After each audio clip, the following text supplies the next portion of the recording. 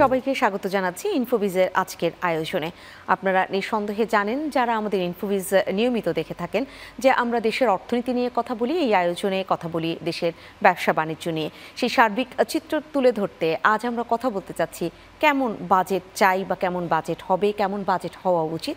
কারণ সামনে যেহেতু আমরা 2025-26 অর্থ বছরের প্রস্তাবিত সেই যে বাজেট, তার অনুমোদন হবে একদম উপদেষ্টা পরিষদের বৈঠকে, এবং সেই জায়গায় আমরা বাজেট নিয়ে তো সবসময় ভাবি, কারণ একটি বছরের জন্য আমরা পেতে যাচ্ছি একদম সেই দেশের একটি হিসেব নিকেশ। এবং সেই জায়গায় আজকে আমি ফেরদৌসী আহমেদ তো থাকছি এই আয়োজনে, যাকে পেয়েছে তার সাথে শুরুতেই আলাপ করিয়ে দিই। আমাদের মাঝে উপস্থিত হয়েছেন BISS এর গবেষণা পরিচালক ও অর্থনীতিবিদ ডক্টর মাহফুজ কবির। আপনাকে স্বাগত জানাচ্ছি আমাদের আজকের আয়োজনে। দর্শক, আমাদের এই আয়োজন আপনারা ফেসবুকে যুক্ত হয়ে দেখে নিতে পারবেন, facebook.com/channel9bd.tvতে দেখতে পাবেন, ইউটিউবেও youtube.com/channel9GEC-তে। আপনার কাছে নিঃসন্দেহে জানতে চাইব, তার আগে কৃতজ্ঞতা প্রকাশ করছি, আপনি সময় দিয়েছেন ইনফোবিজকে। কেমন বাজেট চাই, কেমন বাজেট হবে, এই আলোচনাটা তো আসলে চলছে। সেই জায়গায় একদম যে অর্থনীতি উপদেষ্টা তিনি যেটা বলেছেন সেখান থেকে একটু আসি, যে উনি বলেছেন যে একদম এটা জনকল্যাণমুখী এবং এখানে এক ধরনের সাম্য বা সমতা এই ব্যাপারটা ভাবা হবে। সেটা আসলে যদি ভাবা হয় তাহলে সব ক্ষেত্রে সেটা কিভাবে বিবেচিত হবে? ধন্যবাদ, আপনি অত্যন্ত গুরুত্বপূর্ণ একটি প্রশ্ন করেছেন। যে এইবারের বাজেটের যে টাইটেল, সেই টাইটেলটা একটু ডিফারেন্ট, একটু আলাদা এই কারণে যে আমরা কিন্তু এর আগে প্রবৃদ্ধি নিয়ে, তারপরে উন্নয়ন নিয়ে, এবং একই সঙ্গে আমরা কিন্তু এরকমও টাইটেল দেখেছি যে উন্নয়নের মহাসড়কে বাংলাদেশ। তো এই ধরনের কথাবার্তা শুনতে শুনতে আমাদের মনে হয়েছে যে আসলে বাজেটের লক্ষ্যই হয়তো প্রবৃদ্ধি, কিন্তু আবার উন্নয়নের মানেই হচ্ছে যে বড় বড় অবকাঠামো, মেগা প্রকল্প। তো এইভাবে আমরা কিন্তু দেখে অভ্যস্ত হয়েছি বেশ 1.5-2 দশক ধরে। কিন্তু আসলে আমাদের কনস্টিটিউশনের মূল স্পিরিটটা কি, মানে আমরা যদি মুক্তিযুদ্ধের চেতনার কথা বলি বা ইভেন 24-এর যে চেতনা, তো সেটার মূল কথা হচ্ছে যে সমাজে বৈষম্য থাকবে না, মানে সমাজের সাম্য থাকবে। মানে এই সাম্যটা হচ্ছে এমন যে ভৌগোলিকভাবে যে বৈষম্যগুলো থাকে আর কি, যেমন এক এলাকা দরিদ্র, আর এক এলাকা ধনী, আবার কোনো কোনো এলাকা একেবারে রিমোট, একেবারে অনেক দূরবর্তী, কোনো এলাকা তো পাহাড়ি, তো মানুষের জীবনযাত্রার মধ্যে যে ব্যবধান, এটা একটা। তৃতীয়টা হচ্ছে কি, যে এই যে কল্যাণের কথা আমরা বলি, তো কল্যাণটা কেমন, মানে মানুষ যাতে ভালো থাকে, মানে এই সমাজের সমস্ত মানুষকে ভালো থাকতে হবে। এখন আমরা যত অর্থনৈতিক কর্মকাণ্ডই করি বা সরকারের যে কোনো পদক্ষেপই হোক, সেটা অর্থনৈতিক হোক, সামাজিক হোক, রাজনৈতিক হোক, মূল বিষয়টা কি? মূল বিষয়টা হচ্ছে যে মানুষ যেন ভালো থাকে এবং মানুষ যেন শান্তিতে থাকে। তো এইটাই হচ্ছে মূল কথা, এবং সেইখানে কিন্তু আমাদের এখন বড় কাজ। তো এখন আমাদের সংবিধানে পরিষ্কার করে বলে দেওয়া আছে যে এই রাষ্ট্রের কাজ হইবে জনকল্যাণ নিশ্চিত করা এবং এই যে সমাজের মধ্যে যে বৈষম্য রয়েছে সেই বৈষম্য বিলোপ করা। তো এখন ওই জায়গাতে কিন্তু আমরা এত বছরেও যেতে পারিনি। এখন বাজেট যদি সেরকম একটা প্রতিশ্রুতির জায়গাতে আসে, তাহলে আমি মনে করি যে এটা একটা ভালো উদ্যোগ। কিন্তু শুধুমাত্র তো শিরোনাম হলেই হবে না, বাজেটের ভিতরেও তো যে নীতিগুলো আছে, যে কর প্রস্তাবনা থাকবে বা যে ধরনের বিনিয়োগের যে চিন্তাভাবনা থাকবে, তো সেগুলোর মধ্যেও কিন্তু এটা আসলে প্রতিফলন থাকতে হবে। আমি মনে করি যে শিরোনাম হিসেবে এটা ভালো, কিন্তু একই সঙ্গে আসলে আমাদের পুরো আর্থিক প্রস্তাবনা বা আয় ব্যয়ের যে হিসাবগুলো থাকবে, সেই হিসাবও এমন হওয়া চাই যাতে মানুষ মনে করে যে না, সত্যি সত্যি এই বাজেটটা এই বৈষম্যের বিরুদ্ধে, সাম্যের পক্ষে এবং জনগণের কল্যাণের পক্ষে। এবং সেটা যেন একেবারে দূরবর্তী মানুষ যারা রয়েছেন, একেবারে সমুদ্র উপকূলে যারা রয়েছেন, যারা পাহাড়ে রয়েছেন বা যারা চর হাওরে আছেন, অথবা ঢাকায় যেমন বস্তির মধ্যে যে মানুষগুলো আছেন, সেগুলো মানুষগুলো যেন মনে করেন যে না, এই বাজেটটা আসলে তাদের জন্য। তো আমি মনে করি যে সেইটাই হবে এই বাজেটের মূল কথা। সেই জায়গায় একদম কল্যাণমুখী যে কথাটা বলা হয়েছে, বাস্তবমুখী সেই ভাবনাটা রাখা হয়েছে। আপনি বললেন যে বা সমতার যে ব্যাপারটা বলা হয়েছে এবারের বাজেটে, এবং সেই জায়গায় বাংলাদেশের পুরো চিত্রটা তো আমাদের সামনে থাকতে হবে। দারিদ্র্য মানচিত্র যেটা প্রকাশ করা হয়েছে একদম সম্প্রতি, BBS যেটা প্রকাশ করেছে, সেটা নিয়ে অনেক যারা রয়েছেন বিশ্লেষক, সাধারণ মানুষ তা বলতে পারবেন না, বিশ্লেষকরা বলছেন যে এই চিত্র বা এই পরিসংখ্যান ভুল আছে, এই ডেটা আসলে একদম সঠিক চিত্র তুলে ধরছে না। ডেটার মধ্যে যদি মানে ডেটা যদি নির্ভুল না হয় তাহলে কাজ করবার ক্ষেত্রে অনেক অসুবিধা দেখা দিবে। সব থেকে গরিব জেলা যেটা কিনা মাদারীপুরকে দেখানো হয়েছে, মাদারীপুর ধনী জেলা হিসেবে ছিল, এমনকি কোনোভাবে বড় যে ধনী যে 10টা জেলা তার মধ্যে মাদারীপুর ছিল, কি করে সেই মাদারীপুর এবার একদম গরিব জেলায় চলে গেল? কুড়িগ্রাম কি করে সেই একদম গরিব জেলা থেকে আবার উপরের দিকে চলে গেল?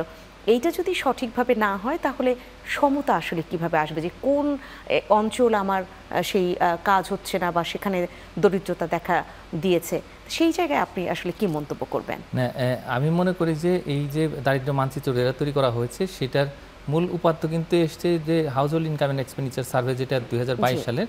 তো সেখান থেকে যে ডেটাবেসটা রয়েছে সেখান থেকেই তারা কিন্তু এই যে মানচিত্র সেটা তৈরি করেছে। মানচিত্র তৈরি করার পদ্ধতিতে কোনো ভুল নেই, কিন্তু এর পেছনে যে উপাত্ত ব্যবহার করা হয়েছে আমি মনে করি তার মধ্যে অনেক ভুলভ্রান্তি আছে। আমি নিজেও এটা নিয়ে কাজ করেছি এবং আমার কাছে মনে হয়েছে যে না, এখানে আসলে হয়তো তাড়াহুড়া করে তৈরি করা হয়েছে অথবা পদ্ধতিগত কিছু ভুল আছে। এবং বলা হয়ে থাকে যে এই যে ডেটা সেটা কিন্তু এই উপজেলা ওয়াইজ রিপ্রেজেন্টেটিভ না, এটা নাকি ডিস্ট্রিক্ট লেভেলে কিছুটা রিপ্রেজেন্টেটিভ, তারপরে নাকি বেশ কিছু সমস্যা আছে এটার মধ্যে। অনেকেই বলছেন এটা নিয়ে এরকম কথাবার্তা। ব্যাপারটা কেন আসলো? কারণ এটা তার বছর বছর প্রকাশ করা হয় না। এটা 2022 সালের কিন্তু একটা অ্যাটিপিক্যাল ইয়ার ছিল, মানে এই সময়টাতে মাত্র এই যে কোভিড সেখান থেকে আস্তে আস্তে বের হয়ে আসছে দেশের অর্থনীতি, এবং অর্থনীতি ঘুরে দাঁড়াচ্ছে, নানা রকমের যে ব্যবসা বাণিজ্য সেগুলো আস্তে আস্তে উঠে আসছে। তো সেই সময়টাতে আসলে করা হয়েছে এই জরিপটা, এবং এইটার কারণে ভুলভ্রান্তি থেকে যেতে পারে। আর স্যাম্পলিংয়ের ক্ষেত্রেও কিছুটা হয়তো সমস্যা দেখা দিয়েছে, তার কারণ আগে যেটা করতাম আমরা বা দেখতাম সেটা হলো একেবারে উপজেলা পর্যায় পর্যন্ত এটা প্রতিনিধিত্বশীল ছিল। মানে যে কোনো একটা উপজেলার ডেটা যদি আমরা ধরি তাহলে সেক্ষেত্রে ওখানে যে স্যাম্পলিংটা ছিল, যে হাউস হোল্ডগুলো ছিল সেগুলোর উপরে নির্ভর করা যেত। কিন্তু এই 2022 সালে আমরা প্রথম দেখলাম যে আসলে এটা উপজেলা পর্যায়ে প্রতিনিধিত্বশীল নয়, এটা হয়তো এই জেলা পর্যায়ে প্রতিনিধিত্বশীল। আর জেলার ডেটাগুলো তো আসে আসলে উপজেলা থেকে। তো এখন মানে এমনভাবে আসলে ডিজাইনটা করা হয়েছে, ডিজাইন নিয়ে অনেক রকমের প্রশ্ন উঠেছে। আমি মনে করি যে এই প্রশ্নের কারণেই কিন্তু দেখা যাচ্ছে কি যে এই যে জেলার যে সমস্ত তথ্য আমরা দেখতে পাচ্ছি যে দারিদ্র্যের হার যেটা নিরূপণ করা হয়েছে, তো সেইখানে মানে অবিশ্বাস্য কিছু হয়তো উপাত্ত এসছে, এবং সেটার কারণে আপনি যেটা বলছেন যে মাদারীপুর হয়তো একটা গরিব জেলা হতে চলে গেল। আবার অন্যদিকে যদি আমরা দেখি যে বাংলাদেশের পভার্টি পকেটগুলো কি, এই পভার্টি পকেট কিন্তু দীর্ঘদিন ধরে আমরা দেখতে পাচ্ছি যে যতগুলো এই হেইস হয়েছে বিভিন্ন সময়ে, প্রত্যেকটা সময় কিন্তু এই গাইবান্ধা কুড়িগ্রাম এরা সবচাইতে দরিদ্র এলাকা। হ্যাঁ, এবং আরও কিছু জায়গা আছে এই যে উত্তরবঙ্গে, একেবারে নীলফামারীর কথা যদি ধরি, সেটা ওই তো চর এবং এটা রিমোট এরিয়া, তো ওইখানে মানুষ অনেক গরিব অবস্থাতে আছে। বা বাংলাদেশের অন্যান্য যে সমস্ত জায়গাগুলো আছে, বিশেষ করে আমরা যদি পার্বত্য চট্টগ্রামের কথা ধরি, তো সেখানে দারিদ্র্য রয়েছে। যদিও পার্বত্য চট্টগ্রামের সব জেলা দরিদ্র নয়, কিন্তু আছে, আমাদের এখানে খাগড়াছড়ি আছে, বান্দরবান আছে, তো তারাও কিন্তু একেবারে খুব এটা রিমোট জায়গা এবং জীবনযাত্রা অনেক কঠিন। তো সব মিলিয়ে দেখা যাবে কি যে এই যে ম্যাপটা তৈরি করা হলো, এর ভিত্তিতে যদি আমাদের এই বাজেটারি নীতি নির্ধারণ হয়, বিশেষ করে অ্যালোকেশনটা খুব ইম্পর্টেন্ট এখানে। আমাদের যে সোশ্যাল প্রোটেকশন প্রোগ্রাম বা সামাজিক নিরাপত্তা কর্মসূচি, সেখানে আমরা কিন্তু বিপুল পরিমাণে অর্থ খরচ করে থাকি। এই বিদায়ী অর্থ বছরে সেটা 1,36,000 কোটি টাকা, এবং এখন যেটা বলা হচ্ছে যে আগামী অর্থ বছরে নাকি আরও এটা বাড়বে। তার মানে হলো যে যদি ওই এলাকা মানে সত্যি সত্যি মানে যদি আমরা বলি যে মানিরাপুরের কথা বা অন্য কোনো জায়গার কথা যেটা আসলে দরিদ্র নয়, কিন্তু এই পরিসংখ্যানে দেখানো হচ্ছে বা দারিদ্র মানচিত্রে দেখানো হচ্ছে যে সেটা আসলে গরিব, তার মানে হচ্ছে যে ওই গরিব নয় এমন এলাকাতেই আমরা সামাজিক নিরাপত্তা কর্মসূচি হয়তো কার্যকর করলাম, বা শিক্ষা, স্বাস্থ্য বা এই যে অবকাঠামো সেগুলো তৈরি করার ক্ষেত্রে আমরা হয়তো যদি অর্থ ব্যবহার করে থাকি, তাহলে সেক্ষেত্রে দেখা যাবে যে গরিব এলাকাটা বঞ্চিত হচ্ছে, কিন্তু এই ধনী এলাকা এই পরিসংখ্যানের ভুলের কারণে দেখা যাচ্ছে অর্থ পাচ্ছে। তো এইগুলা কিন্তু আসলে আমাদের মধ্যে বৈষম্য আরো প্রকট করবে। সেক্ষেত্রে ডক্টর মাহফুজ কবির, আপনি মনে করেন কিনা যে আপনি বললেন যে তথ্য উপাত্ত বা এই কাজটা তো আসলে আগে হয়েছে, এই অন্তর্বর্তী সরকারের আমলে তার এই ডেটাগুলো সংগৃহীত হয়নি, সেক্ষেত্রে অন্তর্বর্তী সরকারকে কিন্তু বাজেটটা দিতে হবে।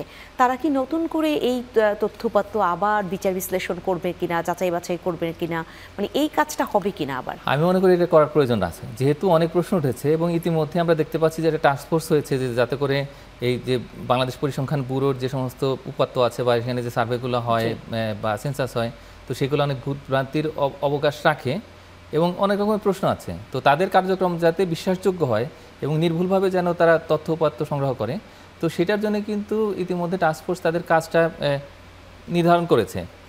তো এখন যদি নতুন করে এরকম দারিদ্র্যের মানচিত্র তৈরি করার জন্য আবার দেশব্যাপী আরেকটা জরিপ পরিচালনা করা হয় এবং খানা আয় ব্যয় জরিপ এটা করা যেতেই পারে, তাহলে আমি মনে করি যে সেটা একটা বড় বিনিয়োগ হবে। এখন 2022 সালে তো তারা করেছে, 3 বছর পরে আমি মনে করি যেটা খুব সহজেই করা সম্ভব। এবং এটা করলে যেটা সুবিধা হবে সেটা হলো যে সরকারের এমনিতেই তো অর্থ সংকট রয়েছে, যেটা আমরা এখন দেখতে পাচ্ছি।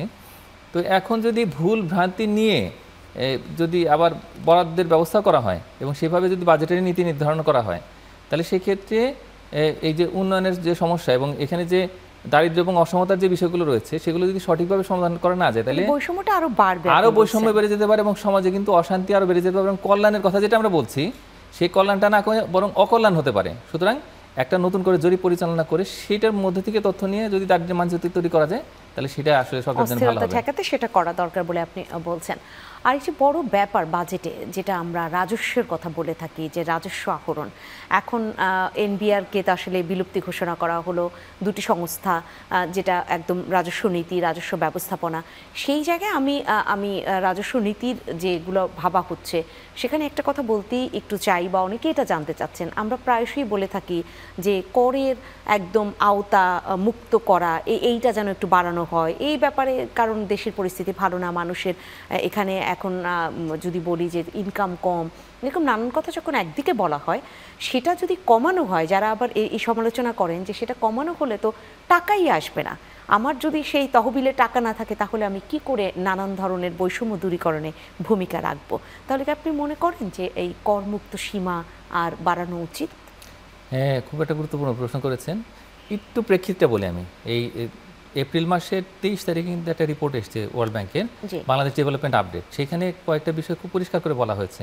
এর মধ্যে একটা হচ্ছে যে দীর্ঘ সময় ধরে কিন্তু এটা উচ্চ মূল্যস্ফীতি বাংলাদেশে বিরাজ করছে, যদিও গত 3 মাসে আমরা দেখতে পাচ্ছি যে কিছুটা হয়তো মূল্যস্ফীতি কমেছে, কিন্তু তারপরেও 10-এর কাছাকাছি সেটা। তো এটার কারণে ইতিমধ্যে মানুষের কিন্তু প্রকৃত আয় অনেক কমে গেছে। মানে তাদের আর্থিক আয় একটা আছে, কিন্তু বাজার যেহেতু জিনিসপত্রের দাম বেশি, এই কারণে তাদের জিনিসপত্র কেনার ক্ষমতাটা কমে গেছে।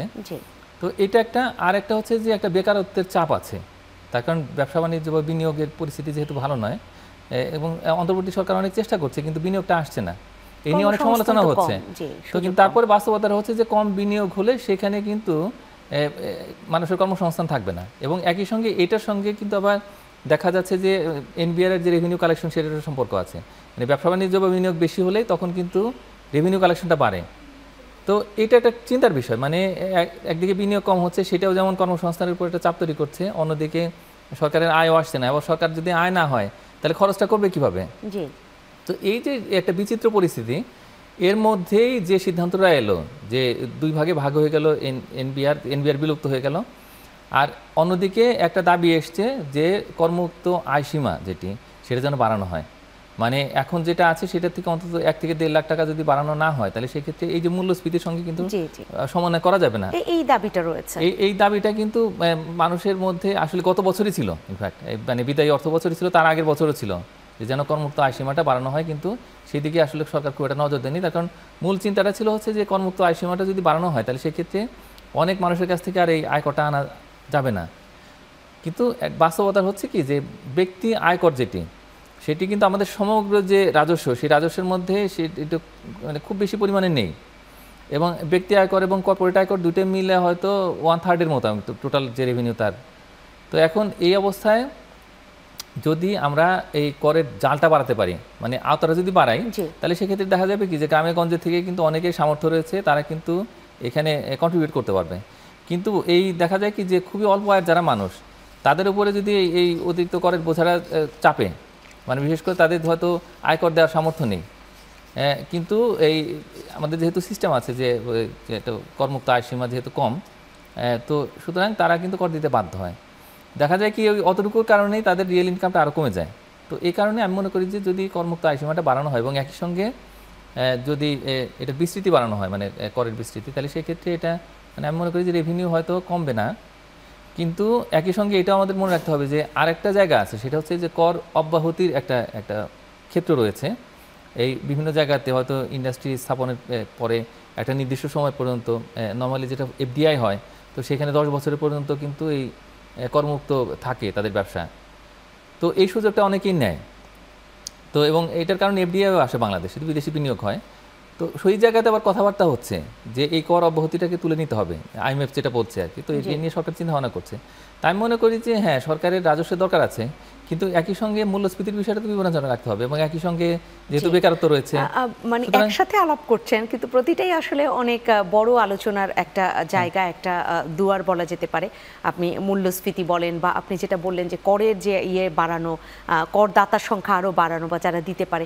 আমি ছোট ছোট এই প্রত্যেকটা আলাপকে একটু বড় করেই শুনতে চাই বিরতিটা শেষ করে এসে।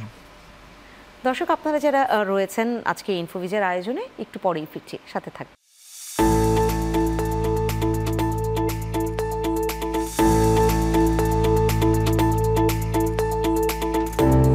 আবারও ফিরে এলাম ইনফোভিজের আজকের আয়োজনে।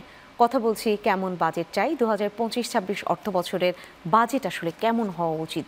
আমরা যে কল্যাণমুখী বাজেটের কথা শুনি, কিংবা আমরা যে সমতা বিধানের যে বাজেটের কথা শুনি, সেটা বাস্তবে কতটা সম্ভব তা নিয়েই আসলে ভেবে থাকেন যারা রয়েছেন বিশ্লেষক। আজও একজন বিশ্লেষক এখানে রয়েছেন, অর্থনীতিবিদ, তার সাথেই কথা হচ্ছে, তাকে আরও শুনবো। আপনার কাছে আসতে চাই যে ট্যাক্স নিয়ে কথা হচ্ছিল, সেখানে করমুক্ত আয়সীমার ব্যাপারটি ইতিমধ্যেই আপনি বলেছেন, এবং যে নেটটা বাড়ানো সেটার কথাও বললেন। অব্যাহতির কথাটাও কিছুটা এসেছে, কিন্তু অব্যাহতির জায়গাটাই বলতেই হচ্ছে যে একদম অর্থ উপদেষ্টা দুটো কথা বলেছেন যে ফেসলেস ট্যাক্স। আমি এই জায়গাটা একটু গুরুত্ব দিতেই চাই, কারণ আপনার কাছ থেকেও শুনতে চাই সেটা বাংলাদেশে আসলে কতটা সম্ভব। আসলে আমরা তো মনে করি যে নতুন নতুন যে সমস্ত আইডিয়াগুলো আছে সেগুলো যদি ইমপ্লিমেন্ট করা যায়, তাহলে সেক্ষেত্রে হয়তো আমাদের রাজস্ব খাতের যে পুরো যে স্বচ্ছতা, জবাবদিহিতা, সেটার জায়গাটা প্রতিষ্ঠিত হবে। এখন নতুন তো অনেক কিছুই হচ্ছে। আমি মনে করি যে এই ব্যবস্থার দিকে হয়তো যাওয়া যেতে পারে। কর অব্যাহতির খুব একটা ভালো লক্ষণ নয়। সবাই কর দিবে, এবং এই ক্ষেত্রেও কিন্তু সমতাটা খুব ইম্পর্টেন্ট।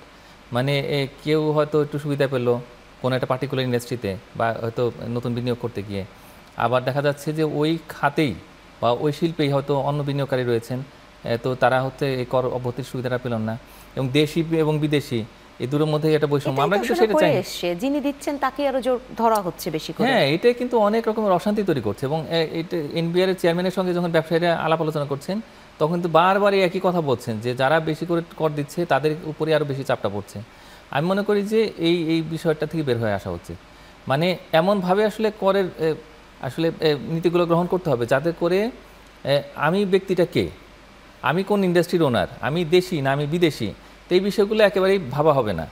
এমন করে করের একটা সমতার নীতি গ্রহণ করতে হবে যাতে একই ইন্ডাস্ট্রির মধ্যে সবাই যেন একই ইকুয়ালি ট্রিটেড হয়, মানে একইভাবে তাদেরকে বিচার করা হয়। তো সেটা করতে হবে। এবং কোনো খাত, বিশেষ করে যেমন যদি কৃষি নির্ভর কোনো একটা খাতের কথা যদি আমরা বলি, তাহলে সেক্ষেত্রে এখানে কিছু সুবিধা দেওয়ার দরকার আছে। তবে নগদ সুবিধা না দিয়ে যদি সেখানে নীতিগত সুবিধা দেওয়া হয়, সেক্ষেত্রে হয়তো বিদ্যুৎ বিল বা অন্য কোনোভাবে হয়তো ইউটিলিটি যে সার্ভিসগুলো আছে সেগুলোর ক্ষেত্রে হয়তো একটু ডিফারেন্সিয়েটেড রেট যদি ধরা হয়, তাহলে সেক্ষেত্রে ওটা ভালো। নগদ সহায়তা কিন্তু অদক্ষতা তৈরি করে, এটা বুঝতে হবে আমাদের। কিন্তু একই সঙ্গে আবার কৃষি ভিত্তিক যে সমস্ত শিল্পগুলো আছে, তো সেগুলোর তো আসলে সম্প্রসারণ দরকার। তো এরকম কথা ভাবতে হবে আমাদের। এবং এর পাশাপাশি নতুন নতুন ধরনের যে সমস্ত ব্যবসা বাণিজ্যগুলো আছে, বিশেষ করে যদি নতুন আইডিয়া নিয়ে তরুণ উদ্যোক্তারা আসে, তাহলে তাদের তো সাপোর্ট দিতে হবে। তো সেই জন্য কিন্তু ইতিমধ্যে সরকার, বিশেষ করে যে বাংলাদেশ ব্যাংক, তারা 800 থেকে 900 কোটি টাকার একটা কিন্তু তহবিল গঠন করার ঘোষণা দিয়েছে এই বিনিয়োগ সম্মেলনের পরে। তো সুতরাং অনেক কিছু হচ্ছে।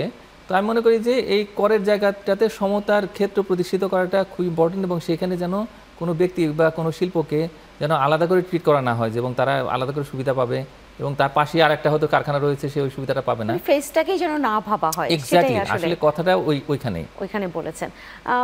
অর্থ উপদেষ্টা কিন্তু আরও একটি কথা বলেছেন এই ফেসলেস ট্যাক্সের সাথে সাথে, সেটা বলেছেন অটোমেশনের উপর খুব গুরুত্ব দিতে বলেছেন। সেক্ষেত্রে তথ্য প্রযুক্তিকে যদি আরও ডেভেলপ করতে হয়, সেখানে উনি গুরুত্ব দিয়েছেন। কতটা হবে? এর মধ্যে হয়ে যাওয়া উচিত ছিল। মানে এই অন্তর্বর্তী সরকার ক্ষমতা নেওয়ার পরেই তাদের প্রথম যে কয়েকটা গুরুত্বপূর্ণ খাতের কথা হয়তো তারা চিন্তা করতে পারতো, তার মধ্যে একটা হচ্ছে অটোমেশন। এবং এটা নিয়ে বহু দিন ধরে অভিযোগ আছে যে এই পুরো এনবিআরে গুটি কয়েক অসাধু কর্মকর্তার কারণে কিন্তু দেখা যাচ্ছে যে এই স্বেচ্ছাচারীদের তাদের ক্ষমতা সেটা কিন্তু ব্যবহার করা হচ্ছে, এবং এর মধ্যে থেকে অনেকেই কিন্তু এই অসাধু উপায়ে সম্পদের মালিক হচ্ছেন, এবং এটার কারণে পুরো এনবিআর একটা প্রশ্নের মুখোমুখি পড়ে গেছে। এখন এই অটোমেশন হলে যে সুবিধা, সেটা হলো যে একেবারে হেডকোয়ার্টারে বসে, মানে হেড অফিসে বসে কিন্তু দেশের কোথায় কতটুকু ট্যাক্স কালেকশন হচ্ছে, কোন পণ্যটা বাজারে ঢুকলো, তো সেগুলো তথ্যটা পাওয়া যায়। একেবারে কাস্টম হাউস যেটা আছে চট্টগ্রামে হয়তো, বা অন্য কোনো ধরনের পোর্টে, তো তাদের ওইখানে কোন কোন পণ্যের ক্ষেত্রে এগেনস্টে কতটুকু কর আরোপ করা হলো, তো সেগুলো কিন্তু পরিষ্কার করে এটা বোঝা যায়। তো সেটার জন্য ফিজিক্যালি ইন্সপেক্ট করতে হবে না। তো এইটা কিন্তু অনেক আগেই যদি করা যেত তাহলে সেক্ষেত্রে কিন্তু এই যে এখন যে রাজস্ব নিয়ে আমরা চিন্তার মধ্যে পড়ছি সেটা কিন্তু হতো না। এখনও পর্যন্ত কিন্তু কোনো কিছু করা হয়নি। মানে অটোমেশনটা যদি শুরু করা যেত তাহলে কিন্তু এর মধ্যে পুরো সিস্টেমটা অটোমেটেড হয়ে যেত। হ্যাঁ, একটা কাজ করা হয়েছে, সেটা হলো এনবিআরের যে আধুনিকায়নের জন্য বা তার সংস্কারের জন্য একটা অ্যাডভাইজারি কমিটি গঠন করা হয়েছে এবং তারা কাজ করছে, তাদের একটা খুব ভালো প্ল্যান আছে এবং তারা বলছে যে এই এনবিআরের বাইফার্কেশনের দরকার ছিল না বা এটা বিলুপ্তি করারও হয়তো প্রয়োজন হতো না যদি এর মধ্যে তারা পুরো মেশিন ইনস্টল করে তারপরে ইএফডি যেটাকে বলে ভ্যাট কালেকশনের জন্য সেই মেশিনগুলো যদি বসাতে পারতো তাহলে সেক্ষেত্রে পুরো দেশটা একটা সিস্টেমের মধ্যে চলে আসতো এবং খুব বেশি জনবলের হতে দরকার হতো না। পুরো অটোমেশনের মাধ্যমে সমস্ত তথ্যগুলো এক জায়গায় পাওয়া যেত। তো সেই কাজটা করা হয়নি এবং কবে করা হবে সেটা নিয়ে কিন্তু কোনো টাইমলাইন নেই। এইটা একটা চিন্তার বিষয় যে আমরা মুখে মুখে যদি বলি যে না অটোমেশন করবো, কিন্তু বাস্তবে যদি আমরা এটা পুরো প্রতিষ্ঠান বিলুপ্ত করে দিয়ে না থাকলে তো আসলে এগোনোটা মুশকিল। প্রতিষ্ঠান বিলুপ্ত করে দিলাম, আমরা দুটো বিভাগ তৈরি করলাম, কিন্তু আমাদের যে মূল এজেন্ডা সেটা হচ্ছে অটোমেশন, সেটাই যদি না হয় এবং তার জন্য যদি কোনো সুনির্দিষ্ট সময়সূচি না থাকে তাহলে সেক্ষেত্রে কিন্তু আসলে কাজের কাজ কিছুই হবে না, বরং এই কলম বিরতিটাই হবে যেটা এখন হচ্ছে। জি, আর সেক্ষেত্রে সেই ফান্ডে টাকা তাহলে কিভাবে আসবে, কোত্থেকে আসবে, এই প্রশ্ন তো থেকেই যাবে। আপনি মূল্যস্ফীতি শব্দটা তুলেছিলেন, সেই জায়গায় একটু শুনতে চাই। 8-এর নিচে রাখার একটি চেষ্টা হবে এরকমটা আমরা শুনেছিলাম, এখন যে অবস্থায় রয়েছে সেটাও ডাবল ডিজিট। আপনার কি মনে হয় যে এটা নামিয়ে আনা সম্ভব হবে? হ্যাঁ, চেষ্টা করলেই হয়। তা আমরা তো দেখতে পেলাম যে রমজানের সময়টাতে বাজারের পরিস্থিতি অনেক ভালো ছিল এবং এটা কিন্তু একটা বড় কর্মপরিকল্পনার একটা অংশ এবং তার ফলাফল কি দেখলাম যে কতগুলো প্রয়োজনীয় যে সমস্ত পণ্যগুলো রয়েছে যেগুলো আমরা আমদানি করি তার উপর থেকে কিন্তু এই যে আমদানি শুল্ক কমানো হলো এবং ভ্যাটের ক্ষেত্রেও কিন্তু একটা রেশনালাইজেশন হলো এবং একই সঙ্গে পুরো বাজার ব্যবস্থাপনায় যেটা নিবিড় পরিবীক্ষণ এবং সেখানে একটা টাস্কফোর্স কাজ করেছে, সেটা একটা সুন্দর ফলাফল আমরা দেখতে পেলাম। রমজানের সময় খুব স্থিতিশীল একটা বাজার ছিল। রমজানের পরেও দেখা যাচ্ছে যে কিছুদিন পরিস্থিতি আবার একটু ভালো ছিল, আবার কিন্তু মানে চড়া হয়ে গেছে বাজার। 100-র উপরে পণ্যে যে ভ্যাট যেটা বসানো বাড়ানো, সেই জায়গাটা কি কোনো ধরনের বড় প্রভাব পড়েছে বলে আপনি মনে করেন? সেটা তাৎক্ষণিকভাবে ওইরকম একটা জনপ্রতিক্রিয়া সৃষ্টি হয়েছে, নেতিবাচক প্রভাব কিন্তু পড়েছে। তারপরে সরকার একটা কাজ করেছে যে কিছু কিছু জায়গাতে কিন্তু প্রত্যাহার করা হয়েছে এই যে প্রস্তাবগুলো ছিল, আর কতগুলো জায়গাতে রেশনালাইজ করা হয়েছে এবং এর ফলে খুব একটা নেতিবাচক প্রভাব পড়েনি। তো এখন যেটা হতে পারে শোনা যাচ্ছে সেটা হলো যে একটা ফ্ল্যাট রেট করা হতো ব্যাটের, যে 15% করা হতে পারে এবং সেই ঘোষণা হয়তো বাজেটে আসতে পারে। কারণ হচ্ছে যে যে ধরনের আইএমএফের রিকমেন্ডেশন ছিল তার সবগুলোই ইতিমধ্যে সরকার বাস্তবায়ন করছে। এই এনবিআরকে বিলুপ্ত করে যে দুটো বিভাগ করা সেটা কিন্তু আইএমএফেরই একটা শর্তের অংশ ছিল। তারপরে এই পুরো এক্সচেঞ্জ রেটটাকে মার্কেট বেস করা সেটাও এই আইএমএফের শর্তের অংশ এবং একই সঙ্গে এই যে ভ্যাটের কথা যেটা বলা হচ্ছে যে এখানে মানে এটা ইউনিফাইড রেটে নিয়ে আসা এবং 15% করা, সেটাও হয়তো বাজেটে যদি ঘোষণা আসে তাহলে সেক্ষেত্রে আমরা হয়তো দেখতে পাবো যে ঋণের কিস্তিটা ছাড় হচ্ছে। তো এটা যদি আসে তাহলে সেক্ষেত্রে একটা বড় রকমের ক্ষতি হবে। মানে আমার মনে হয় কি যে ভ্যাট হচ্ছে একটা পরোক্ষ কর এবং পরোক্ষ কর গরিব মানুষের সবচেয়ে বেশি ক্ষতি করে, তাদের উপরে চাপটা বেশি পড়ে। দরিদ্র মানুষ, সীমিত আয়ের মানুষ তারা বেশি পরিমাণে পরোক্ষ কর দেয়, আর যারা ধনী মানুষ তারা পরোক্ষ করটা কম দেয়। তো এই কারণেই দেখা যাবে কি যে আমরা সমতার কথা বলছি ঠিকই, কিন্তু অন্যদিকে করের বোঝাটা আসলে গরিব মানুষের উপরে বেশি চাপিয়ে দিচ্ছে। তো এটা আর অর্থনৈতিক অসমতা তৈরি করবে। বা যে সমস্ত জায়গাগুলোর কথা বলা হয়েছিল সেগুলো আসলে একদম সেই দেশের ধনিক শ্রেণী কতটা তার সাথে সম্পৃক্ত সেটা নিয়েও তো প্রশ্ন উঠেছিল। কারণ বিস্কিট, রুটি এগুলো আসলে গরিব মানুষ বেশি খায়, এগুলো তো খায় না, কারণ তারা হচ্ছে গিয়ে যারা একটু ধনী শ্রেণীর তারা তো এই টাইপের খাবারের উপর নির্ভরশীলতা কম। হ্যাঁ, তো এইটার কারণে যেটা আমার হতে পারে মনে হয় যে সেটা হলো যে মূল্যস্ফীতি আরেকদম ফসকে যেতে পারে।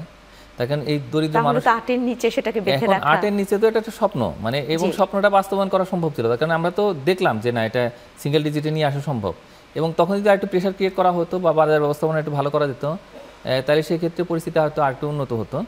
কিন্তু যে টার্গেটটা করা হয়েছে যে 7.5% হয়তো করা হবে এবং সেটা এই যে বিদায়ী অর্থ বছরের মধ্যে হয়তো জুনের মধ্যে সেটা করা হবে, এই ধরনের কথাবার্তা বলা হয়েছিল। কিন্তু আমার মনে হয় না যে এখন বাজার যে পরিস্থিতি সেটাতে আসলে এই 7.5-এ নিয়ে যাওয়া সম্ভব হবে। তবে আগামী অর্থ বছরের জন্য একটা টার্গেট করা হয়েছে, সেটা হলো যে 6.5% করা হবে এবং সেটা কিন্তু বলা হয়েছে এবং এটা মাননীয় অর্থ উপদেষ্টা তিনি যে কতগুলো ইন্ডিকেশন দিয়েছেন তার মধ্যে এই 6.5% মূল্যস্ফীতি নামিয়ে নিয়ে আসা, সেটা তার একটা টার্গেট।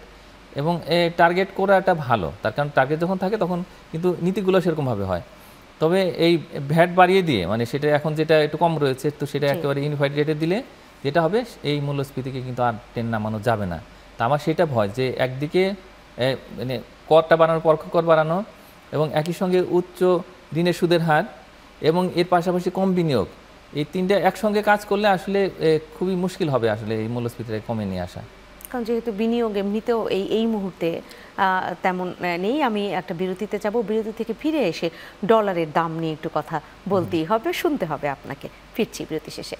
দর্শক যারা রয়েছেন ইনফোভিজের আয়োজনে, বিরতি শেষ করে ফিরবো, সাথে থাকবেন।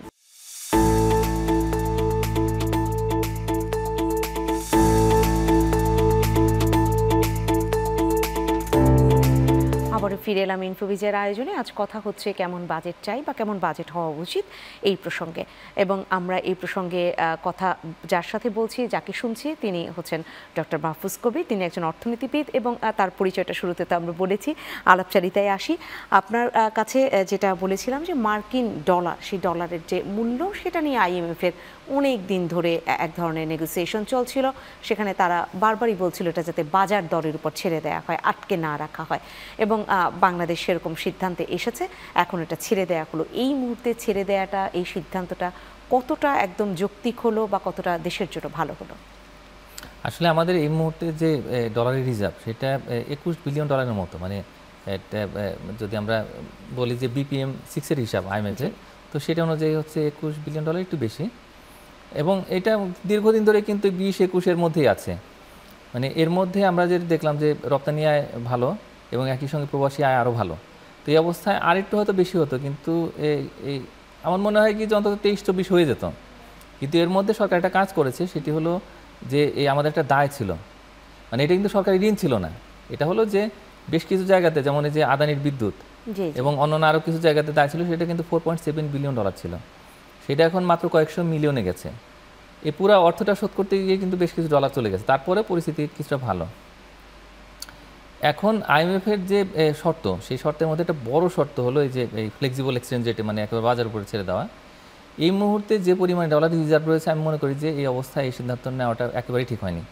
মানে অন্তত আরও $6-7 বিলিয়ন যদি আমাদের নিট রিজার্ভ বেড়ে যেত, মানে 30-এর কাছাকাছি, মানে $30 বিলিয়ন কাছাকাছি হলে, তখন মোটামুটি স্বস্তির সঙ্গে আমরা একটা বাজারের উপর ছেড়ে দিতে পারি। ব্যাংকের গভর্নর উনি যে ব্যাখ্যাটা দিয়েছেন, উনি বলেছেন যে এই মুহূর্তে আমাদের প্রবাসী আয় অনেক ভালো, রেমিটেন্সের কথা বলেছেন। তাহলে কি সেটা আসলে সামনে নেওয়া যাবে? তিনি কিন্তু 7 দিন আগেই বলেছিলেন যে পরিস্থিতি অতটা অনুকূলে নেই। তো এখন এমন কি হলো যে তিনি বললেন, বা তিনি তার ব্যাখ্যা দেওয়ার দরকার হচ্ছে?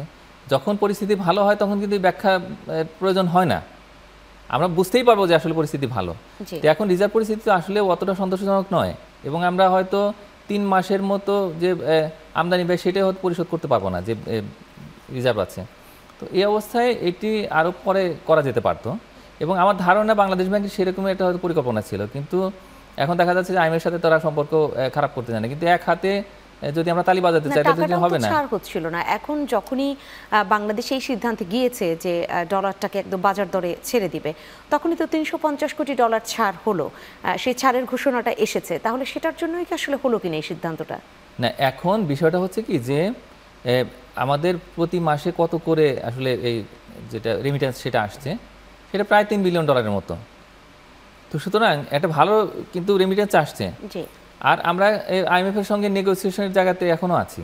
মানে যদি এমন হতো যে না, তাদের সমস্ত শর্ত শেষ হয়ে গেছে, বিষয়টা এরকম নয়, তাদের অজস্র আরও হয়তো সংস্কার প্রস্তাব আসবে।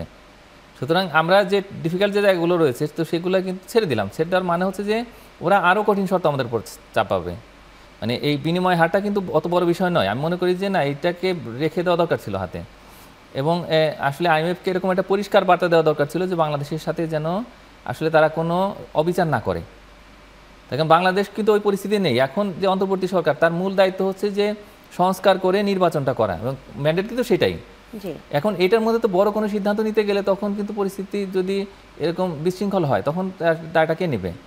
তাই এমনিতে বিনিয়োগ কম বলে রাজস্বটাও কম, এবং রাজস্ব বাড়ানোর জন্য তারা বিভিন্ন রকমের চাপ দিচ্ছে। তার মধ্যে একটা হচ্ছে যে এই যেটা কর ছাড়, তো সেটা বাতিল করা, তাহলে কি আইএমএফ এর সাথে দর কষাকষিতে আমরা হেরে গেলাম কিনা, বা হেরে যাওয়া শব্দটাও ব্যবহার করতে চাই না, মানে সেই জায়গায় আমরা আরো একটু শক্ত হতে পারতাম কিনা, সেটা পারিনি, এরকম দাঁড়ানো কিনা? না, আমরা একটা বড় ঝুঁকি নিয়ে ফেলেছি। তার কারণ এই যে মাঝরাতে যেরকম একটা অধ্যাদেশ হলো, হ্যাঁ সরকার 24 ঘন্টায় কাজ করে, এটাও ঠিক, এবং তড়িৎ গতিতে আসলে সিদ্ধান্ত নেওয়াটাও সরকারের একটা সাফল্য আমি মনে করি। কিন্তু এটা নিয়ে কিন্তু অসন্তোষ তৈরি হয়ে গেছে ইতিমধ্যে। আর আমাদের মূল যেটা টার্গেট সেটা হচ্ছে যে এনবিআর এর অটোমেশন, এবং সেটাকে 2 ভাগ করি না 5 ভাগ করি সেটা কিন্তু বড় বিষয় নয়। তো এই জায়গাতে কিন্তু ইতিমধ্যে একটা ভুল বোঝাবুঝি তৈরি হয়ে গেছে। আমি মনে করি যে আইএমএফকে একটা বার্তা দেওয়ার দরকার ছিল যে আমরা করব সংস্কার, আমরা ওই এনবিআর যা যা লাগে সেটা করব, তারপরে ফ্লেক্সিবল এক্সচেঞ্জ রেটে যাবো, কিন্তু আমাদের একটু সময় দিতে হবে এবং আমাদের পাশে থাকতে হবে। তো সেইভাবে করে একটু সময় নেওয়া যেতে পারতো, সময় নিয়ে তখন রিজার্ভ পরিস্থিতি আরেকটু ভালো হলে তখন আমরা হয়তো চিন্তা করতে পারতাম। কিন্তু আপনি বলছেন যে একটু সময় নিতে পারতাম, সবচেয়ে শক্ত যে সমস্ত শর্তগুলো আছে সেগুলো আমরা একসঙ্গে কয়েক সপ্তাহের মধ্যে করে ফেললাম। তো এটা কিন্তু আসলে ভালো হয়তো বার্তা দেবেন, এবং এটা আরেকটা যেটা সমস্যা তৈরি করবে সেটা হচ্ছে যে তাদের সঙ্গে তো ঋণ চুক্তি আমাদের রয়ে গেছে। আগামী দিনগুলোতে তারা মনে করবে কি যে বাংলাদেশকে দিয়ে যে কোনো কিছু করানো যায়, এবং বাংলাদেশের এই নমনীয়তার কারণে দেখা যাবে কি যে অন্যান্য যে সমস্ত উন্নয়নশীল দেশ রয়েছে যাদের সঙ্গে আইএমএফের প্রোগ্রামগুলো আছে, মানে ঋণ চুক্তি বা অন্যান্য সহযোগিতা যে সমঝোতা রয়েছে, তো তাদের উপরে চাপ প্রয়োগ করা তখন তাদের জন্য সহজ হবে আইএমএফের জন্য। তাই মনে করি যে বাংলাদেশ তো সবসময় একটা টেস্ট কেস হিসেবে থাকে বা একটা এক্সাম্পল হিসেবে থাকে। দেখা যাবে কি যে আইএমএফের সামান্য চাপের কাছেই নতি স্বীকার করে বাংলাদেশ এমন একটা উদাহরণ তৈরি করলো, তো সেইভাবে হয়তো তারা ব্যবহার করবে। আর একই সঙ্গে যে ভবিষ্যতে আমরা হয়তো আর খুব বেশি নেগোশিয়েট করতে পারবো না, তার কারণ তারা বারবার এই উদাহরণটাই দিবে যে বাংলাদেশ অনেক কঠিন কঠিন সততার প্রতিপালন করেছে, তো ভবিষ্যতে আরও শর্ত প্রতিপালন করলে সমস্যাটা কোথায়? তখন শর্ত দিতে আসলে আইএমএফ এর সুবিধা হবে সেটা বলছেন। আমি এখন একটু যে জায়গাটা কথা বলতে চাচ্ছি সেটা হচ্ছে বিনিয়োগের আলাপটি আপনি শুরুতে তুলেছিলেন। বিনিয়োগের জায়গাটায় বিডা চেয়ারম্যানকে নিয়ে অনেক, যেটা একদম শুরুর দিকে অনেক বেশি উচ্ছ্বসিত প্রশংসা ছিল, উচ্ছ্বসিত আকাঙ্ক্ষা ছিল, সবটাই বলবো, সেই জায়গায় এখন অনেকে একটু মুখ থুবড়ে পড়ার মতো পরিস্থিতির গন্ধ পাচ্ছেন যে না, আসলে নির্বাচন না হলে বা দেশে একটা স্থিতিশীল পরিবেশ ওভাবে না আসলে বিনিয়োগ হচ্ছে না, আর বিনিয়োগ না হলে নানাবিধ সমস্যা তো রয়েছেই, কর্মসংস্থান থাকছে না, আরও সব কিছু এর সাথে তো আসলে জড়িত। সেই জায়গাটা আপনি কিভাবে দেখছেন? এখানে 2-3টি বিষয় আছে। তবে প্রথম কথা হচ্ছে যে বৃক্ষ তোমার নাম কি ফলে পরিচয়। গাছ কত সুন্দর সেটা তো বড় বিষয় নয়, গাছে ফলটা ধরে কিনা সেটাই মানুষ মানে শেষ বিচারে দেখবে। এখন বিডার যে চেয়ারম্যান বা পুরো সংস্থা হিসেবে যে বিডা, তার মধ্যে অনেক কাজ হচ্ছে, এটাও সত্য যে এখানে যে স্পেশাল ইকোনমিক জোন সেখানে কিছু রিফর্ম হলো, বিডার মধ্যে বেশ কিছু যে সংস্কার সেগুলো হচ্ছে, এবং একই সঙ্গে বিডার চেয়ারম্যান কিন্তু প্রাণান্তকর পরিশ্রম করছেন। তিনি দেশের ভিতরে একটা বড় অনুষ্ঠান করলেন যেটা বিনিয়োগ সম্মেলন হলো, দেশি বিদেশি হাজারখানেক বিনিয়োগকারীরা তারা এসছে, তরুণ উদ্যোক্তারা ছিলেন, অনেক কথাবার্তা হয়েছে এবং আশার বাণী আমরা শুনতে পেয়েছি। একই সঙ্গে যে বিদেশ থেকে হয়তো অনেকেই বিনিয়োগ নিয়ে আসতে চান সে ধরনের কথাবার্তা শুনলাম, কিন্তু আলটিমেটলি যেটা হলো সেটা হচ্ছে যে মানে এক ঝুড়ি হতাশা। মানে এখন কিন্তু নানা রকমের ট্রল হচ্ছে, হ্যাঁ, তো এইগুলো কিন্তু কাম্য নয়। মানে এই অন্তর্বর্তী সরকারের যে সবচেয়ে গুরুত্বপূর্ণ যে সংস্থাগুলো আছে তার মধ্যে একটা কিন্তু এই বিডা। সুতরাং এই বিনিয়োগ আকর্ষণের জন্য তাকে সবচেয়ে গুরুত্বপূর্ণ ভূমিকা পালন করতে হবে, তো সেই জায়গাতে কিছুটা হতাশা রয়েছে। এবং একই সঙ্গে এটাও সত্য যে যে রাজনৈতিক সরকার বা নির্বাচিত সরকার তাদের সঙ্গে কিন্তু অন্য দেশের নির্বাচিত সরকারের প্রতিনিধিরা যোগাযোগ করতে চায়। সুতরাং গভর্নমেন্ট টু গভর্নমেন্ট যখন আলাপ আলোচনাগুলো হবে, বিনিয়োগ নিয়ে সিদ্ধান্তগুলো হবে উচ্চ পর্যায় থেকে, তখন কিন্তু তারা দেখবে যে না, এই সরকারটা হচ্ছে অন্তর্বর্তী এবং অল্প সময়ের জন্যে তো স্থিতিশীল একটা রাজনৈতিকভাবে নির্বাচিত সরকার, তারা যদি আসে তখন তাদের সঙ্গে আলাপ আলোচনাটা করা যাবে। এবং একই সঙ্গে এটাও সত্য যে ব্যবসায়ীরাই তো আজকাল রাজনীতিবিদ, এবং তারাই এমপি, তারাই মন্ত্রী, হ্যাঁ, এবং স্থানীয় সরকার প্রতিনিধি কিন্তু তারাই। সুতরাং তারা কিন্তু যে ক্ষমতার স্বাদ গন্ধ পেয়ে গেছে, তো সেটা কিন্তু তারা আবার চায়। এই কারণেই কিন্তু অনেকে অপেক্ষা করছে যে কবে নির্বাচন হয়, এবং দেখা যাচ্ছে যে রাজনৈতিক দলগুলোর এই কথা বা ভাষা সেগুলোতে আমরা সেই কথাবার্তাগুলি দেখতে পাচ্ছি। তো সুতরাং এটাও সত্য যে বিডা অনেক কাজ করছে, কিন্তু একই সঙ্গে এটাও সত্য যে রাজনীতিবিদরা যদি আসলে রাজি না হন বিনিয়োগ করতে, তাহলে সেক্ষেত্রে কিন্তু তাদেরকে জোর করে বিনিয়োগে নিয়ে আসা যাবে না। তো এই বিষয়গুলো আমাদের ভাবতে হবে। পর্যায়ের বিনিয়োগও আমরা পাচ্ছি না, আমরা বিদেশি বিনিয়োগ পাচ্ছি না, দেশ তো একটা বিপদে পড়ে যাবে কিনা? না, আমার মনে হয় না যে ওরকম বিপদে পড়বে। তবে এই বিষয়গুলোকে মাথায় রেখেই হয়তো সরকার বাজেটের আকারটা কমাচ্ছে। মানে 8.5 লাখ কোটি টাকার বাজেট হওয়ার কথা ছিল, কিন্তু সেটা হচ্ছে কিন্তু এখন 7,90,000 কোটি টাকার। এবং হিস্ট্রিক্যাল ডেটাগুলো যদি আমরা দেখি তাহলে দেখব যে যেটা প্রপোজ করা হয় বাজেট, তার চাইতে যে বাজেটটা ইমপ্লিমেন্টেড হয় তার মধ্যে ব্যবধান থাকে প্রায় 1 লক্ষ কোটি টাকার মতো। মানে গত কয়েক বছর ধরে আমরা সেটা দেখতে পাচ্ছি। তার মানে হলো যে 7,90,000 কোটি টাকার বাজেট হলে তাহলে সেটা বাস্তবায়ন হবে 7 লক্ষ কোটি টাকার মতো। জি, এই বিষয়টা আমাদের মাথায় রাখতে হবে এবং সরকারও সেভাবে ভাবছে যে ব্যবসা বাণিজ্য যদি কম হয়, রাজনীতিবিদরা যদি বিনিয়োগে এগিয়ে না আসে এবং বিদেশ থেকে যদি এরকম সাড়া না পাওয়া যায়, তাহলে কি করা যাবে? মানে বাংলাদেশের মানুষ তো আর মরে যাবে না, তাই না? এবং যেহেতু সরকার চেষ্টা করছে, অনেক সংস্কার হচ্ছে, হ্যাঁ, এবং এমন যদি হতো না বিডার চেয়ারম্যান বসে আছেন, তাহলে একটা কথা ছিল। তিনি কিন্তু অনেক দৌড়ঝাঁপ করছেন, অনেক চেষ্টা করছেন এবং অন্তর্বর্তী সরকারও সেই কাজ করছে। কিন্তু এখন সেইভাবে করে একটা ব্যাকআপ প্ল্যানও হয়তো রাখা হয়েছে যে যদি কম রেভিনিউ আসে, তাহলে সেক্ষেত্রে যে আইএমএফের যেহেতু সহযোগিতা আসছে এবং আইএমএফের কাছ থেকে বড় একটা মানে চাওয়ার জায়গা সেটা হলো বাজেট সাপোর্ট, এবং আইএমএফ সেটা দিচ্ছে। এবং আইএমএফ যদি এটা ক্লিয়ার করে এই যে ইনস্টলমেন্টগুলো, তাহলে সেক্ষেত্রে দেখা যাবে যে বিশ্ব ব্যাংক এবং এশিয়ান উন্নয়ন ব্যাংক তারা হয়তো এগিয়ে আসবে এবং অন্যান্য যে সমস্ত মাল্টিল্যাটারাল অর্গানাইজেশনগুলো আছে, যেমন এআইআইবি হতে পারে, সেটা নিউ ডেভেলপমেন্ট ব্যাংক তারা আছে, ফ্রেঞ্চ ডেভেলপমেন্ট ব্যাংক আছে, ইসলামিক ডেভেলপমেন্ট ব্যাংক আছে, তারাও হয়তো এগিয়ে আসবে এবং তখন এই বিদেশি ঋণের ক্ষেত্রে হয়তো সমস্যা থাকবে না এবং বাজেট বাস্তবায়নটাও অতটা কঠিন হবে না। কিন্তু এখানে একটা বড় বিপদ আছে। এই মুহূর্তে দেশে যে পরিমাণে আসলে বিদেশি ঋণের স্থিতি বা দেশি ঋণের স্থিতি সব মিলিয়ে দেখা যায় কি যে প্রায় 20 লক্ষ কোটি টাকার উপরে কিন্তু এই মোট ঋণের স্থিতি আছে এবং আগামী অর্থ বছরে প্রায় 1,33,000 কোটি টাকা শুধুমাত্র রাখতে হবে সুদ পরিশোধের জন্য। তো এই যে বিপুল পরিমাণে ঋণ নিয়ে কিন্তু আসলে ঋণের বোঝা চাপিয়ে দেখা যাচ্ছে কি যে আমরা বাজেটে হয়তো জনকল্যাণে অর্থ খরচ করতে পারতাম, যেটা আমাদের এই আগামী অর্থ বছরের বাজেটের মূল লক্ষ্য, তো সেটা না করে বরং সুদ পরিশোধ করছি আমরা। এইগুলো কিন্তু একটা বড় রকমের বিপদ তৈরি করতে পারে। এলডিসির উত্তরণ 2026 সালের কথা আমরা যেটা শুনেছি, তাহলে সেটা তো আমাদের দরজায় কড়া নাড়ছে। আপনি ছাড়ের কথা বলছেন যেগুলো আমাদের শোধ দিতে হবে, সবকিছু মিলিয়ে এই এলডিসি উত্তরণের জায়গাটা কেমন দাঁড়াবে? হ্যাঁ, এমনিতেই এখন বিনিয়োগ কম, চেষ্টা করা হচ্ছে, এটা ঠিক আছে, কিন্তু অনেকেই ভয়ে আছেন যে এলডিসি গ্র্যাজুয়েশনের পরে আমাদের হয়তো তৈরি পোশাক শিল্প সেটা বড় রকম একটা চাপের মধ্যে পড়ে যেতে পারে। ইমিডিয়েটলি চাপটা পড়বে না, মানে 2029 সালের আগে হয়তো অত বেশি পরিমাণে খারাপ অবস্থা নাও হতে পারে, চাপগুলো পরে আমরা, কিন্তু ভারতের বাজার বা চীনের বাজার যদি আমরা ধরি, বা এই যে দক্ষিণ কোরিয়া রয়েছে, অস্ট্রেলিয়া আছে, তো অনেক বাজারে কিন্তু আছে, তো সেগুলোতে একটু চাপ তৈরি হতে পারে। আর মূল চাপটা আসবে 2029 সালের নভেম্বরে, সেখানে ইউরোপিয়ান ইউনিয়ন এবং যুক্তরাজ্যের যে বাজার সেটা একটা চাপের মধ্যে পড়বে। এছাড়াও কানাডা বা জাপানের বাজারেও আস্তে আস্তে হয়তো সুবিধাগুলো কমে যাবে। তো এখন এই বিষয়টা যে ভয় সৃষ্টি করেছে সেটার কারণে কিন্তু দেখা যাচ্ছে বিনিয়োগ এমনিতেই আসছে কমে যাচ্ছে, অনেকে কিন্তু কারখানা বিক্রি করে বাইরে চলে যাচ্ছেন, এর মধ্যে আবার শ্রমিক অসন্তোষও মাথাচাড়া দিয়ে উঠছে।